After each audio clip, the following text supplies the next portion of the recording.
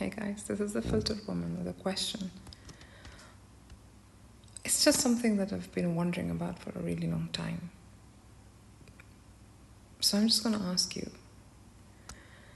did women's rights ever exist? I want to take religion out of it. In every other way, did they ever exist? I don't think so. Not really. People speak about them as though they were carved into stone, as though they arrived one day and they stayed forever. But did they? Or were they always permissions?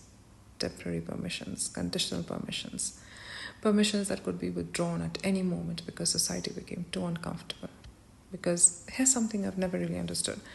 A man's rights are treated with as much certainty as gravity, right? They simply exist. No one wakes up and debates whether a man should vote this decade or not, whether men should own property this year, whether men should work after marriage.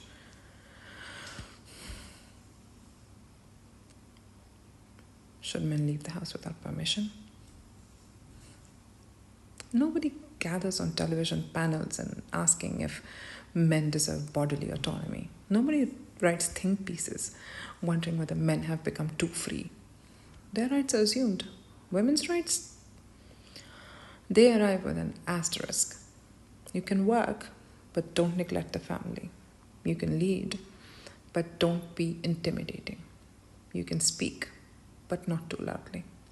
You can age, but not visibly. You can have ambition, okay, as long as it isn't an inconvenience to anyone.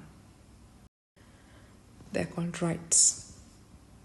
Yet they come with terms and conditions longer than a software agreement. Every generation of women seems to inherit the same job description. Fight for what your grandmother already fought for. Fight again. And then fight once more when someone decides history has become optional. Because women's rights aren't treated like foundations. They're treated like trends. Negotiable, political, controversial. As though equality is something society lends us, instead of something we already own. And the strangest part, every rollback is introduced with a smile. It's for your protection. It's tradition. It's for the children. It's for family values. It's amazing how often control arrives dressed as concern. So maybe the question isn't whether women have rights. Maybe the question is, why do women's rights require constant maintenance, while men's rights expect to survive without explanation? Why does one half of humanity have to keep proving that it deserves what the other half receives by default? Perhaps that is the biggest illusion of all. We say women won their rights. Won? How do you win something that should have never been withheld? Maybe women haven't spent centuries fighting to gain rights. Maybe they've spent centuries reminding the world that they were born with those rights.